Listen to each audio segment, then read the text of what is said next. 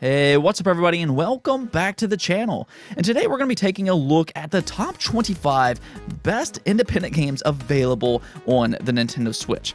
Now, not only does the Nintendo Switch have a lot of great independent games available on this platform, and actually when I was compiling this list, when I first started to narrow it down, I had 70 games listed. That's just kind of a testament to how many good independent games the Nintendo Switch truly has.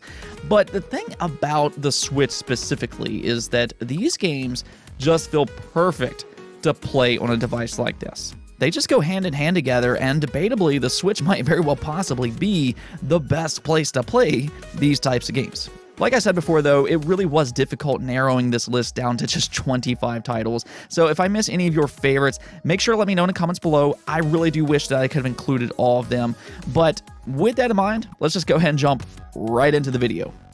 And to start this list off, I have Children of Morta, which is this action RPG roguelike game. It does have some similarities with action RPGs such as the Diablo franchise, though it has roguelike features and randomly generated dungeons. You're going to have a plethora of characters to play as in this strikingly gorgeous world, and the narration is excellent when it comes to this game. I really enjoyed the story component and how the narrator talks about this family of heroes. It just adds an extra little layer on this game on top of its great overall gameplay.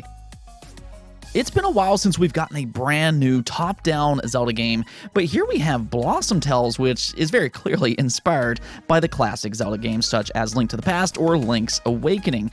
And overall, I think it does a pretty good job at this. It has pretty much everything that you would expect from a Zelda-like game. You explore an overworld, get items, solve puzzles, and defeat dungeons. It does feel a little familiar, but it all feels good all the same. And that's kind of what I would say about Blossom Tales. This is a very entertaining game, whether that be with its story that's inside of a story, and definitely when it comes to its gameplay. And next up here, I have Untitled Goose Game, which is probably one of the more unique games on this list. I don't think I ever pictured playing a game like this, but Untitled Goose Game is surprisingly a lot of fun. This game essentially is a puzzle game where you play as a jerk of a goose. As this goose navigates the world, basically, you try to create as much trouble and havoc to get to the next location. It's genuinely a very funny game as you pull off all of these different hijinks on unexpected victims. But not only that, it really rewards you for being clever. So it really tests your problem-solving abilities as well, and not only is it funny, but it's actually a good game on top of that. Over the years, we've gotten some good sports RPGs, but here recently, we got one of my favorites being Dodgeball Academia. This game was such a surprise, and it's probably one of the reasons that I haven't seen a lot of people talk about this game, but this is actually probably one of the most likable games that's released in 2021. The first thing you're probably going to notice is its colorful, vibrant art style that almost resembles old cartoons. It really pops off the screen, but it also has some surprisingly deep RPG elements. Yes, this is a dodgeball game where you can build a 3-player team, but each character is unique and has their own moves. You have regular moves, charge attacks, special abilities, and you can learn even more abilities as you level up throughout the game. You can also alter stats, and yeah, this is a legitimate RPG.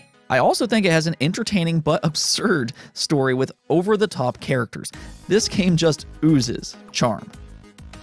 Spiritfarer is one of the more emotional games that you can play right now, as it's about letting go and dealing with death as you help your passengers move on to the afterlife. Spiritfarer has some pretty heavy themes in it as you connect with the characters in this game and their lives. This game does have an emotionally engaging story that can really be deep at times and will have you thinking long after you turn it off. I think for its writing and narrative alone, this game is well worth it, but it's also a pretty good management sim as well. There's a lot of things to do within Spiritfarer, whether that be fishing, there's platforming, there's gathering resources, and just so much more. So it's not just the writing itself within Spiritfarer, but also this game is a joy to play as well. A lot of the times when you think about horror games, you don't really think about platformers, but here we have Little Nightmares 2, and it proves that not only can you make a good horror-based platformer, but you can make a great one. Little Nightmares 2 is an atmospheric game with unsettling scenery and grotesque creatures throughout the entire game. And I think not only does it pull you into the world, but they do such a good job with the horror element in this game.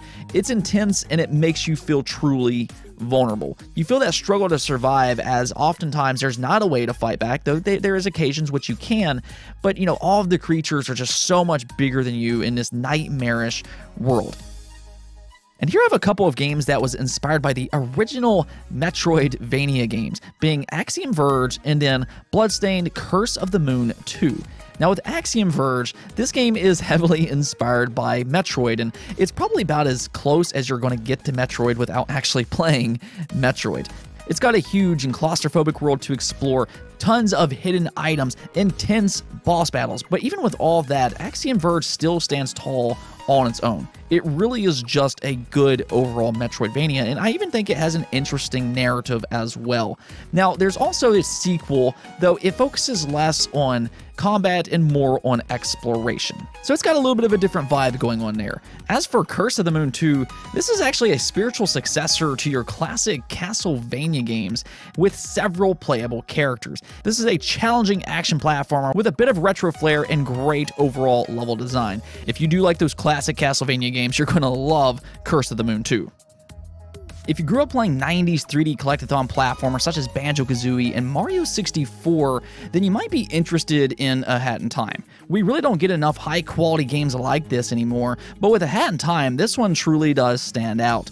In fact, it's one of the better games in this genre as a whole. It's got pretty much everything that you want, whether it's lovable characters, you got plenty of things to collect, strong platforming mechanics, it's got great level design, and from top to bottom, it's just a good 3D platformer. So if you want to inject a little bit of nostalgia from your life and go back to that era of 3D platformers, then check out A Hat in Time. Hyper Light Drifter is such a smartly designed game. I mean, sure, when you look at it, the first thing that stands out is its beautiful art style. It really does have some of the best pixel art video games right now, but in terms of its game design, that's really where this game excels. More specifically, though, with its combat. You have a dash, you have a melee, and you can also shoot, but in order to get ammo, you actually have to melee your enemies, so it rewards strategical gameplay. Its combat is both thrilling as well as technical, and every encounter feels like a thrilling puzzle to solve. And then, when you get into the boss encounters, this is where it will really test your skills, as they are just absolutely relentless. This game is just a thrill to play, whether that be with its cryptic but telling narrative or its smartly designed gameplay.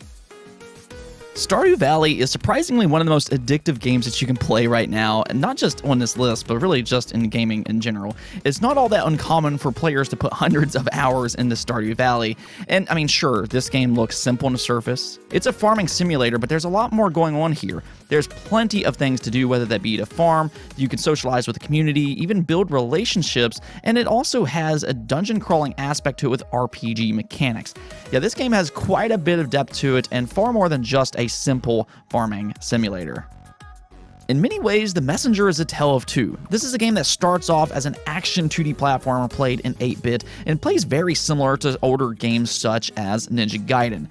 Right away, its combat and platforming is sublime, but interestingly enough, The Messenger shifts quite a bit the more you play it. You can actually time travel in this game, which allows you to play in two different eras, one being in 8-bit and then one in 16-bit. This is done so masterfully. Even the music changes depending on which era you're playing in. However, it's not just an aesthetic change when it comes to The Messenger, because the gameplay changes quite drastically the more you play The Messenger. What was originally just a 2D action platformer eventually turns more into a Metroidvania style of game, and that shift might not be for everybody. If you do just prefer an action 2D platformer, though, I do have another game to recommend here for you, being Cyber Shadow. Cyber Shadow is basically Ninja Gaiden 2.0. This game is incredibly challenging, it has a great art style to it, it's fast-paced, and it's also smartly designed. With each checkpoint you get to, you have this currency that you can use to gain abilities. Now, you don't have to get those abilities and you can save up for the next checkpoint, but it's a nice addition to this style of game. Really, though, you can't go wrong with either Cyber Shadow or The Messenger. There's not many independent games out there that's risen in popularity quite the way Undertale has. This game absolutely exploded onto the scene, and this game has some of the most loyal fans out there, and I would say that that's for good reason. Undertale on the surface is a turn-based JRPG with a similar art style to something like Earthbound. But there's a little bit more to it than just that. Unlike most RPGs, your main goal isn't necessarily to just kill every monster that you see, but rather you can beat this entire game without defeating a single enemy. Instead, you can actually befriend every enemy in this game by doing various activities within battle. It's quite strange and feels a little different, but it really makes you think when you play a game like this. It's a nice change of pace as you meet all of these zany and interesting characters throughout its universe. Now, with that in mind, if you do like Undertale, another game that I want to recommend real quick is actually Moon Remix RPG Adventure. And this is actually a game that partially inspired Undertale. So if you do like the non-combat route of Undertale, then you might want to check out Moon Remix RPG Adventure as well. Shovel Knight is a game that feels like it came straight from the early 90s, and I say that in the best possible way. There's a reason that fans love these games so much all of these years later, and that's not just because of the timeless art style, but also because these games are insanely fun. And I would say that about Shovel Knight. This is an action platformer with smart level design and quite a bit of content, actually. You have several different characters that you can play as in this game, all with their own unique abilities, and as they've added more and more story-related content, there's quite a bit here. So if you do like 90s action platformers, then Shovel Knight is a must-play game. If I had to explain what Katana Zero is, I'd kind of describe it as a fast-paced, brutal puzzle. And the reason I say that is because with each room that you have to clear, you need to be strategic in how you approach each situation. You have various mechanics at your disposal, whether that be rolling, dodging, swinging a sword, deflecting bullets, or even slowing down time. And you're really going to have to be smart and think this through as you approach each situation. The brilliance of Katana Zero is that it makes you both feel powerful and vulnerable at the same time. You're fast and have all of these different mechanics at your disposal, and it only takes one swing of the blade to dismantle your foe, but one mistake can mess up your entire strategy. The first thing everybody notices about Eastward is just how gorgeous this game is. Its world will just completely envelop you with its gorgeous pixel art, its beautifully animated characters, and it also has good lighting. And when you wrap all of this together, it just creates this atmosphere that you want to be in. It also helps that it has a heartfelt story and interesting characters that almost kind of reminds me of classic JRPGs a little bit. It can be a little slower paced at times with a lot of dialogue, but you always want to see what happens next because you truly care about the characters and world within Eastward. In terms of gameplay, it kind of plays out like a Zelda game. There's puzzles, some pretty basic combat with one character using a frying pan to whack his enemies, while the other one will have some psychic abilities. Then you also have the rewarding bosses that incorporate puzzle elements as well. It's just like this perfect blend of classic JRPGs with a Zelda-like experience, and Eastward just mashes it together so masterfully. It feels like roguelike games have been all of the rage as of recent, and one of the better roguelike experiences that you can play right now is Dead Cells. This is an intensely challenging but rewarding experience, as if you die, of course, like any roguelike game, you of course will have to restart back from the beginning. That is a little bit intimidating, but with the use of smart mechanics, Dead Cells always makes you want to try one more playthrough. Thanks to its randomly generated aspects, it's never repetitive and always feels slightly different. You can also carry over some different abilities and weapons through each playthrough, and yes, this game is challenging, but it's always intensely gratifying. Okay, so I did cheat a little bit on this list by including The Wild at Heart. Technically, this game isn't out just yet on the Nintendo Switch. It does come out November 16th of 2021, but I know most of you all are probably going to be watching this well after that date, and I have already played this one, so I went ahead and decided to include it just because of how good it really is. This is like a mix of Pikmin and an adventure type of game. There is some Metroidvania aspects to it as you progress throughout the game. By unlocking different Pikmin-like characters, you can actually travel to your next destination. Now, I'm not necessarily going to say that its strong suit is its combat in specific, but rather it's with its puzzle elements and the world itself. You can really tell that the developer here put a lot of love into the world of The Wild at Heart. And yes, while this game does have similar mechanics to Pikmin, it still feels completely different all at the same time. Cuphead is another one of those games that immediately stands out for its art style, kind of resembling your classic Disney cartoons such as Mickey Mouse. But don't let the cartoony art style fool you here. Cuphead is an insanely challenging run and gunner. Not only are you going to die in this game, but you're going to die a lot. Thanks to its smart level design, though, and strong mechanics, you never really feel like it's the game's fault, but rather something that you could have done just slightly different. This really shows in its well-designed boss encounters. The boss encounters are so brilliantly designed, both from an artistic standpoint as well as game design. And then just as kind of an added bonus, Cuphead also plays as a good local co-op game. And here I have Yooka-Laylee, which has two separate games that are vastly different. Now, the thing about these games in specific, though, is that they're developed by Playtonic, which is made up of former Rare employees that's worked on some of the all-time 90s classics such as Banjo-Kazooie and Donkey Kong Country. And well, interestingly enough, the first game that they made was a spiritual successor to Banjo-Kazooie. This is a 3D collectathon platformer with a lot of personality. Now, I don't know if it hits the same highs as Banjo-Kazooie, but it's still a fun 3D platformer nonetheless. However, their second game, being Yooka-Laylee and the Impossible Lair, this one's actually a spiritual successor to Donkey Kong Country, and they did this one phenomenally well. It's got tight and responsive platforming, well-designed levels, it's got amazing music, and it's well-balanced in terms of difficulty. It really is one of the better 2D platformers that you can play right now, and interestingly enough, it also has a unique overworld. This isn't an overworld where you just kind of go to point A to point B, but there's actual puzzles involved here that's kind of similar to your top-down Zelda experiences. It's actually very well done, and it just adds an extra layer to this already good 2D platformer. And here I have Crosscode, which is a game that really took me by surprise. This is a legitimate RPG with a lot of depth in an MMO style of world. And what I mean by that is that the story plays out like an authentic MMO, yet this is still a single player game. More or less, it's a game inside of a game, and I can honestly say that it has a very engaging story. But it's not just that, because its gameplay is also top of its class. It's split up with two types of gameplay. There's its hack and slash combat that has a surprising amount of depth to it because, again, this is a legitimate RPG. You can build your character out the way you want to, and there's a lot of different abilities at your disposal. But then there's the dungeons, which has more of an emphasis on puzzles, and these puzzles can be quite clever at times. And then, of course, at the end of each dungeon, you have a major boss to really test your skills, and this game can be quite challenging as well.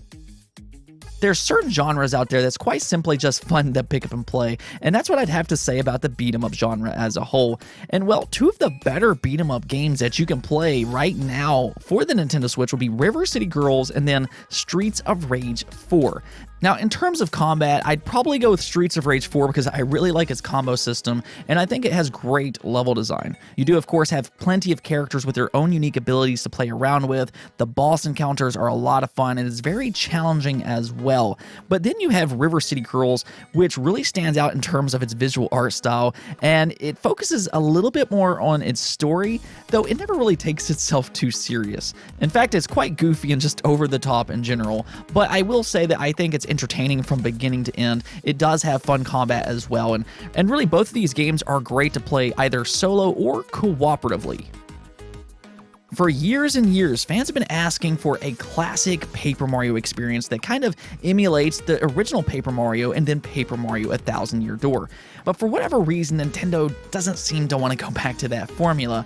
But well, now we have Bug Fables, which takes that classic Paper Mario formula and just absolutely runs with it. It's charming, it's got engaging turn-based combat, it's got a great world to explore, it's challenging, and I also really found myself enjoying the characters and story within this game. That's all done because of its really well done writing, and they give these characters just so much personality. Because Bug Fables is so good though, I no longer find myself just simply asking for a new classic Paper Mario game, but rather I find myself asking for a Bug Fables 2.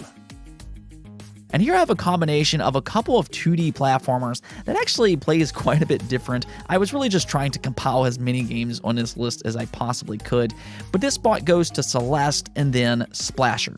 Now, Celeste is actually a very simple game in terms of its mechanics. You can jump, you can climb, and you can dash. It may be simple on the surface, but when you combine all three of these things with the great level design, it always feels like you're doing something new, and with the collection aspect of this game, it is quite challenging as well. I also really have to applaud the story in Celeste. Usually when it comes to 2D platformers, you don't talk about stories, but Celeste has a surprisingly very well done story, as the main character Madeline is kind of battling her inner demons. Now, as for Splasher, this one's a little bit more unique in terms of its gameplay. The way this game works is that you actually paint different surfaces, and with each color of paint, it actually has a different property. One might make you bounce extra high, while another one has a sticky property, which allows you to run across ceilings. This is an interesting gameplay mechanic, and because the fast speed of this game, it is a blast to play.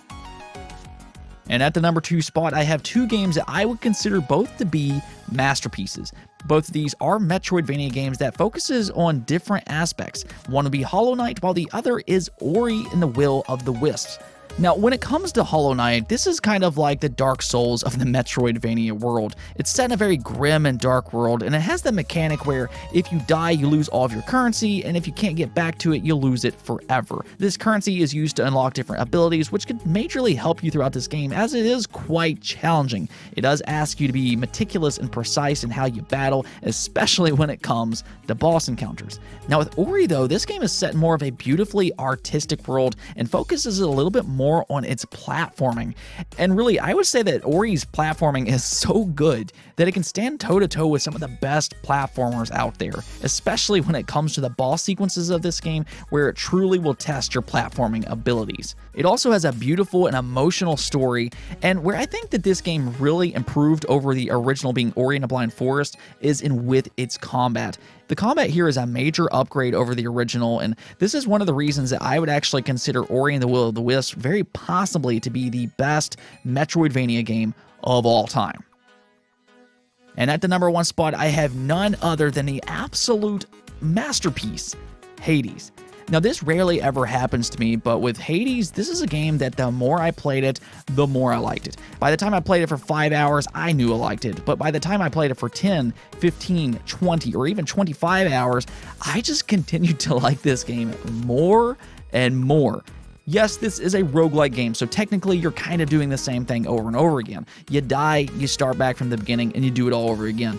But with Hades, each playthrough feels different, and that's because you kind of choose your upgrade path with each randomly generated room. You kind of build out your character, and it does involve some luck, but with enough skill, you can make your way to the very top to escape the underworld and your father, Hades. What I will say about this game is that its combat is exceptional, but really, even when you die, you almost feel kind of rewarded because you're able to talk to the characters within this universe just a little bit more. Their stories are genuinely interesting, and the more you play this game, the more you're going to uncover about all of these characters. It's just so well written. It's got great voice acting. Some of the music in this game is exceptional, especially some of the hidden stuff that you find I really liked. And then, like I said before, the gameplay is just outstanding.